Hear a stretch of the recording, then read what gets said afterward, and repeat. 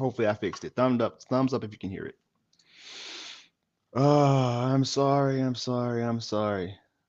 Still clicking.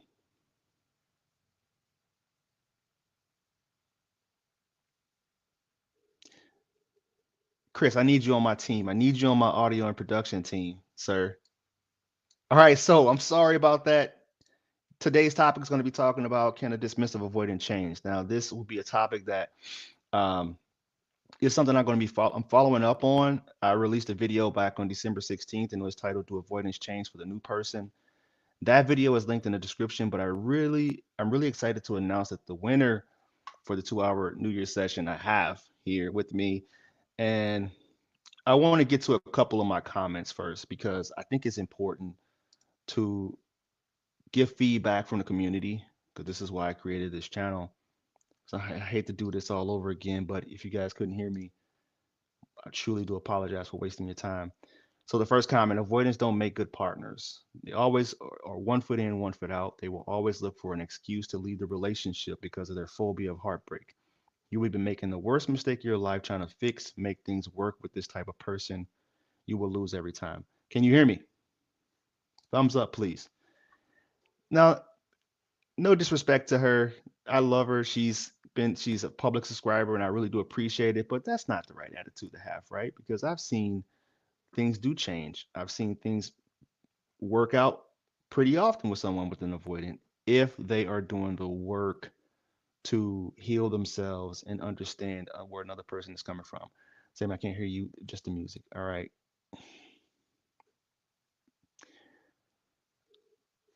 But I appreciate your comment. I mean, this is the whole reason I do this is I'm trying to build a community here and give you guys support that you wouldn't find elsewhere. So I really do appreciate that. The next comment. What's the likelihood that a monkey branch relationship works with an old ex from 16 years ago after she and I were together for 7 years? She moved in with him right away and moved to Israel.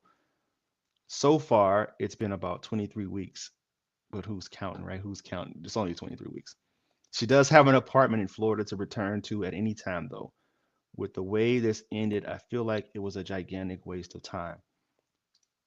I think that response there is something that I said is a response to what I said earlier in the last live session about what's a waste of time. Who defines a waste of time? If you have kids, if you've experienced a lot with that person, if you spend Christmases, New Year's, all these type of holidays with this person, then this is probably exactly where you wanted to be in that moment. So it's not a waste of time, right? But I do agree that there's something, I'm gonna pull this back up. There's something fishy about this. If you're holding your hope here, hanging your hat of hope that this apartment in Florida is where she's going to retreat to when she's done with this relationship, then I would say that's more of a waste of time than the 7 years that you had with her. And there had to have been a pattern here that you missed. If she got with you immediately after she was with this long relationship, then most likely she didn't heal. And I would be thinking like there must be some codependency going on here if she's jumping from this to this. And this guy that she's with now, she probably went back to because he was familiar. And that's not the topic that we should be, the issue that we should even be focusing on right now. We should be focusing on how you're going to heal and how you're going to move on from this person that you were in a relationship with. All right, got those two out the way. On to the content and the winner of the 2-hour giveaway.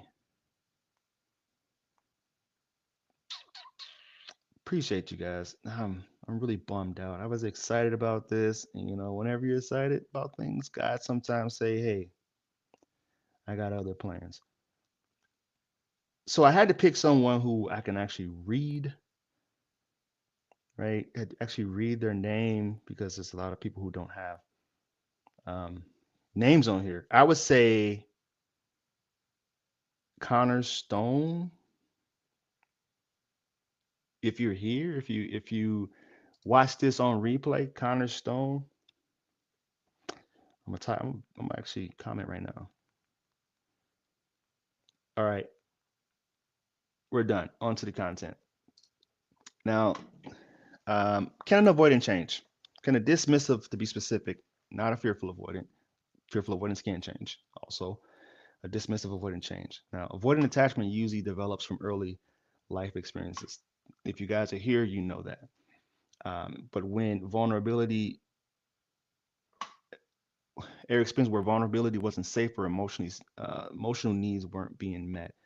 As a result, the avoidant individuals learn to rely on themselves and distance themselves from emotional closeness. I said this on many videos. However, this behavior isn't permanent. I had to go ahead and script myself here because I wanted to make sure I was on topic once I got done with all the giveaway and stuff. The first one is they need to learn self-awareness. They must recognize how their avoidant behaviors affect their relationship. Without awareness, that change will be unlikely. And the reason I put that one on the list is because whenever I'm coaching someone and they're kind of describing their experience with their person, if I pick up on the other person isn't aware, like especially if there's someone who say things and don't remember it, sometimes they do gaslighting, that will let me, you know, that gives me the clarity enough to say, hey, I don't know if this relationship is going to be the one that works for you, because I like to keep it straight with the people I work with. The second one is willingness to change. Change must come from their own desire to grow. Right now, uh, if this change is a result of the pressure that someone else is putting on them to change, then the likelihood of that lasting is small, if not slim to none. Because if they're changing simply to please you, because believe it or not, dismissive avoidance can be people pleasers, then it's only a matter of time before they start to regress and they go back to their, I don't know if you want to call it a relapse or what, relapse into their avoidant behavior. All right, that's the second reason why I feel they can change. The third one is if they're feeling emotional safety.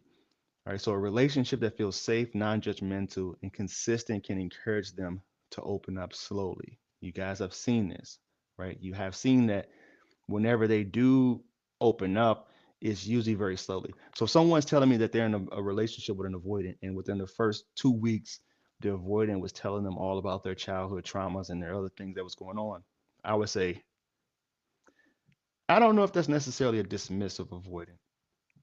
There's something else there. Like there's something we need to dive deep into and see what you missed about that relationship, because they usually don't lead with their traumas like that or lead with the vulnerability. That takes time. And if you ever know someone that's it took 7 years to get engaged to an avoidant partner, they're probably the severe dismissive avoidance. Number four, thumbs up if you're feeling this content. If you are still here from when I had my audio audio issues. I'm actually going to go back and edit that out. So hopefully when this gets reposted, you can see things from the smooth portion of the session today. The fourth one is they if they have healthy communication and they can change and improve that. So clear, calm conversations about emotional needs help avoidance feel less threatened. If you're able to do that consistently in that relationship, then you're actually modeling the communication that you would like to see in your relationship. And if you are modeling the communication that you would like to see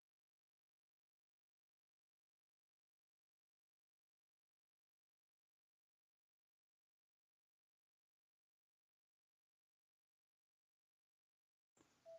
then the next way that they can change, sorry, my headset went out again.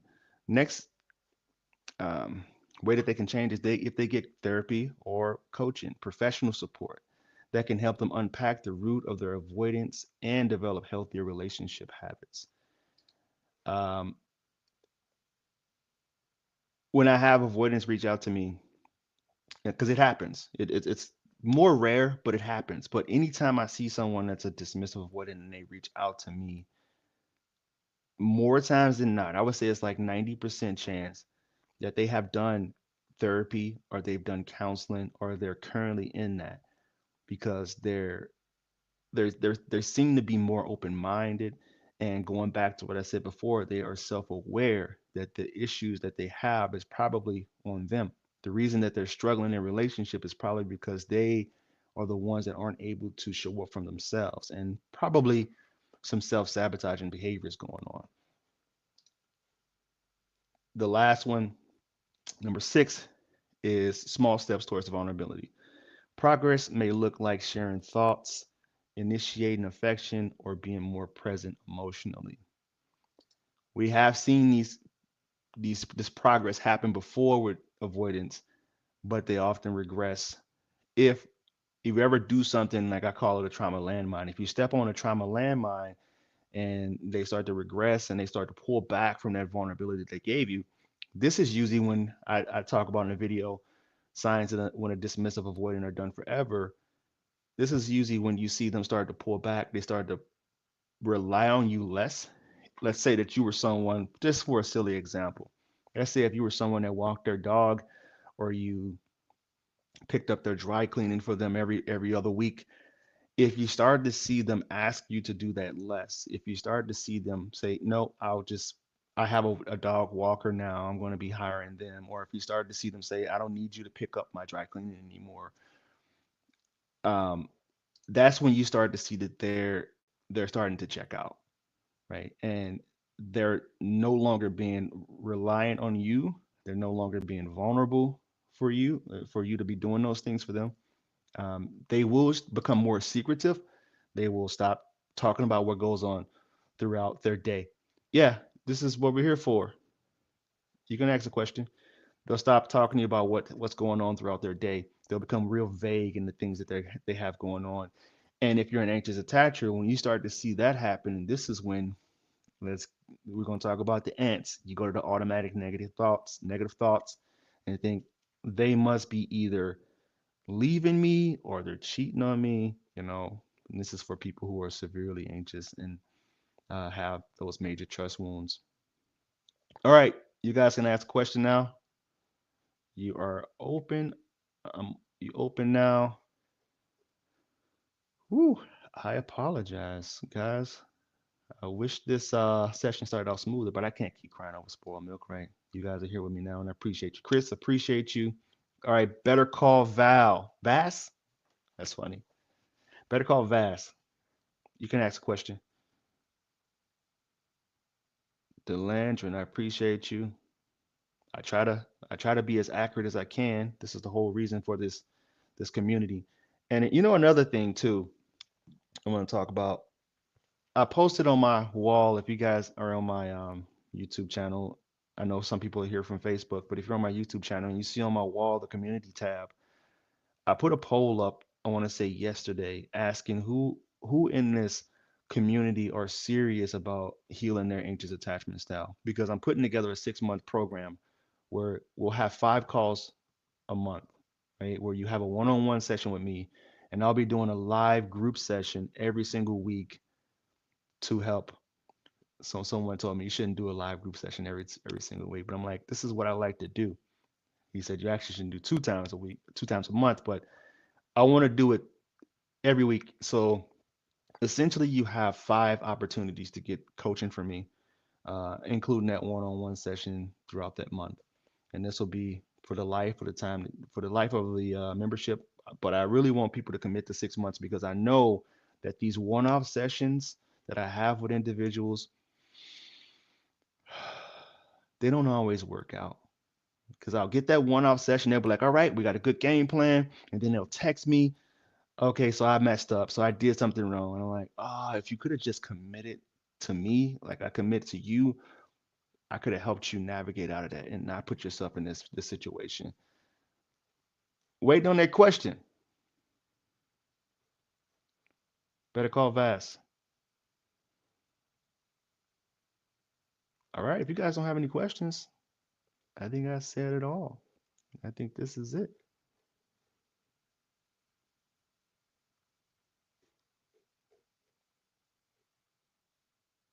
Waiting on you guys.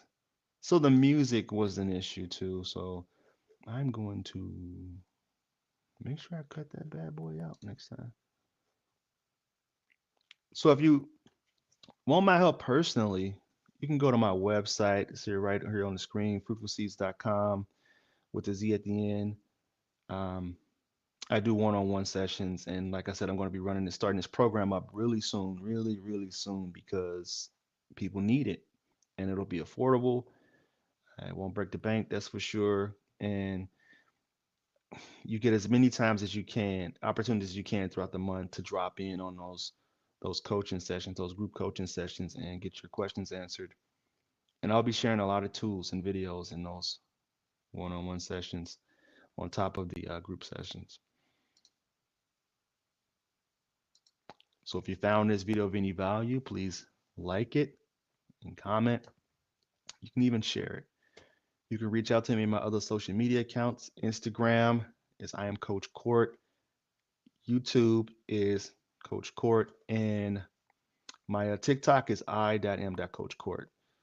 Please don't get scammed by someone selling crypto. Hopefully that profile's down. I think it was I.am.coachcourt, and they're trying to sell crypto to people. I don't do that. I do relationships. I'm building a community. So I want to thank you guys as always. Don't give up on DAs. They just need to work on themselves and recognize how to cope with triggers. I'm not giving up on them, right? See, Chris, I appreciate you, man. I'm not giving up on dismissive avoidance because um, I see the gray area in between. This is the point of me being here. I am the advocate for both sides. I'm the advocate for the avoidance and the anxious. So I wouldn't want someone to give up on me simply because um, my childhood or because of the relationships that I had in the past. But it is important that they do the work. All right. Thank you guys. And always remember when you go be loved, you'll never have to find it. Namaste.